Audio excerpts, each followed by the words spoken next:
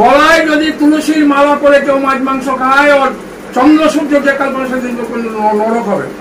মাছ খেয়ে খেয়ে রামকৃষ্ণ ঠাকুর পরমহংস হলো। মাছ খেয়ে মাংস খেতে খেতে বিবেকানন্দ বিশ্বের সর্বশ্রেষ্ঠ জ্ঞানী পুরুষ হলো। আজও সে বিশ্বের মহান।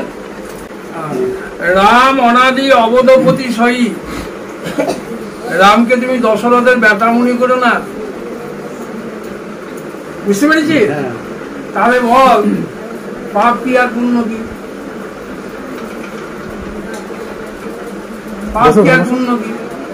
এই ছেলেটা মাস্টারি করছে, ভালো করে শোন, এই ছেলেটা মাস্টারি করছে। হ্যাঁ, এর অর্থ দিয়ে যে কাজ হচ্ছে আর যার উদ্দেশ্য করছে, বুঝতে পেরেছি? সে যদি পাপ কাজ করে, মা বাবার প্রতি শ্রদ্ধা নাই, ভয় দেখায়, চাকু দেখায়, ওই অর্থ ওই পাপটা কার হবে গো? কুশান্তর বাবা বলবে। ভালো করে আনলে তো যে ভালো করে আনবে তাই পাপ হবে। যে ভালো করছে পাপ কিন্তু আর কপালে চরম আসছে। কে বলছে কথাটা? আমাদের শাস্ত্র বলছে। আগে কামাখ্যাতে নরহত্যা হতো। সমাজে যদি মহামারী লেগে যায়, একটা নরহত্যা যদি ওখানে করে দেয়, মহামারী কেটে যেত।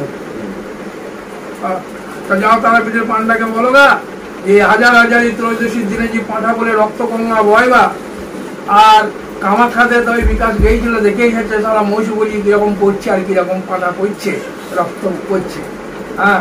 অম্বুবাচীর দিনে তো রক্ত গঙ্গা বইবে, তা ওদিকে বলো গা। ওরা পরিষ্কার জানে কি এই পাঁঠা, এই মোষ, এই যাকে হত্যা করছে, এ আত্মাকে হত্যা করা যায় না, আগুনে পোড়ানো যায় না। এইটা হচ্ছে খাঁচা। এই খাঁচা থেকে ওকে আমরা মুক্ত করছি, আত্মাকে কষ্ট পেয়েছি। ধারণা বৈষ্ণব ধর্ম কেন বলছে যে প্রাণী হত্যা মহাপাপ? বলতে পারবো না আমি। আমার দৃষ্টিতে শোনো, এ রামায়ণ বালা, আমার দৃষ্টিতে বুঝলে তো, পাপ পুণ্য বলে কিছু নাই। ন পাপ না পুণ্য না স্বর্গ না নরক, শিবহম শিবহম শিবহম। এই হলো পরম সত্য। পাপ পুণ্য একটা সামাজিক দৃষ্টি, বাস্তবিক যথার্থতা কিছু নাই। আর যে যথার্থতার দৃষ্টি আমাদেরকে দিয়ে গেছে বেদান্ত গীতা, সেদিকে কেউ যায় না, সব পাপ পুণ্য নিয়ে মরছে।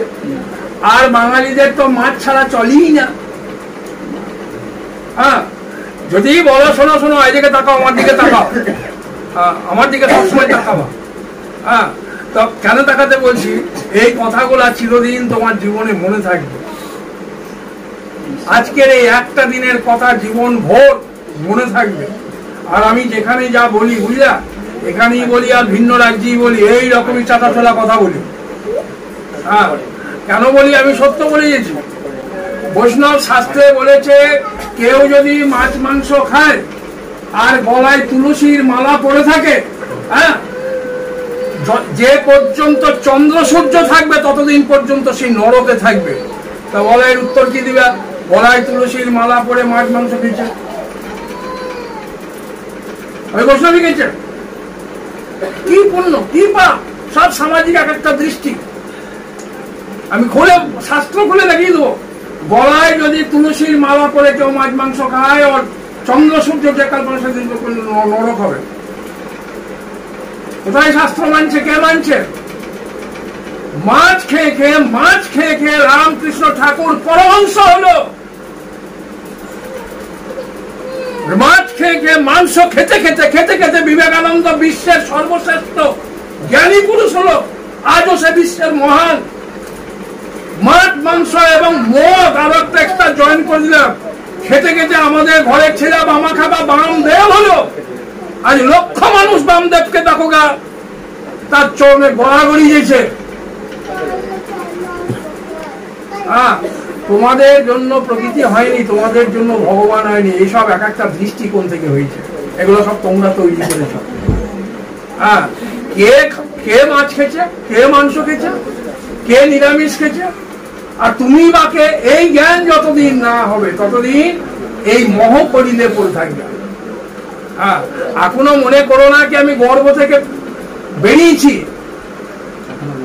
হ্যাঁ, মায়ের গর্ভ থেকে বেরিয়ে প্রকৃতির গর্ভে পড়েছি।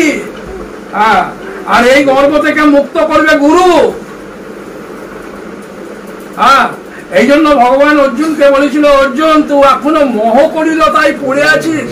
কলিল মানে গর্ব, কিসের না পাপ আর পুণ্যে হত্যাজনিত কর্ম আমি করবো না। বলছে এখনো তুই মোহ করিলে পড়ে আছিস। কতটা শিক্ষায় তোমাকে শিক্ষিত হলে তবে এই জায়গায় আসা যাবে, এই জ্ঞান লাভ করা যাবে। এখনো পাপ, এখনো পুণ্য। আর তুমি কে? তুমি কে? সেই জন্য বলছি না, আমার কথাগুলো তোমরা বুঝতে পারবে না। সেই জন্য তোমরা যতটুকু বুঝতে পারবে ততটুকু ভাষাটাই আমি বলছি। যে যা খেয়েছো, কোনো দোষ নাই, কোনো পুণ্য নাই, কোনো পাপ নাই। হ্যাঁ, শুধু যা কিছু খেয়েছো, যা কিছু করছো, শুধু ভগবানে অর্পণ করো। মানে নিজের আমিত্ব বোধ রেখো না। এই প্রশান্তর বাবা যদি খেয়েছে, আমি নিজেকে পরিতৃপ্ত হওয়ার জন্য খেয়েছি না।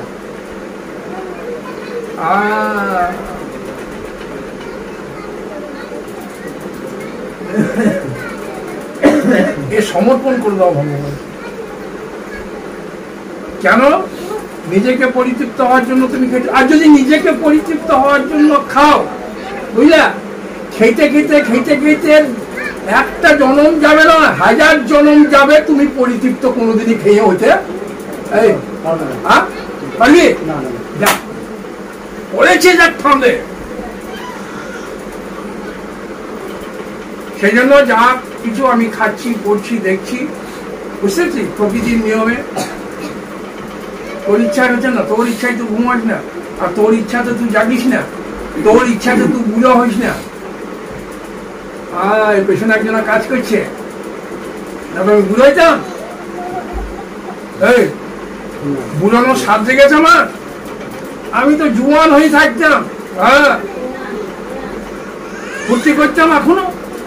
তা বুড়ো কে করে দিলে? গায়ের লোকে পিটিং করে দিলে নাকি রে? হাসি কানে আমার বুঝো গায়ের লোকে পিটিং করে দিলে? কে করলে? প্রকৃতির নিয়মে, প্রকৃতির নিয়মে চলে যাবো। তাহলে খাবার বেলায় গিয়ে আমি করলাম নাকি?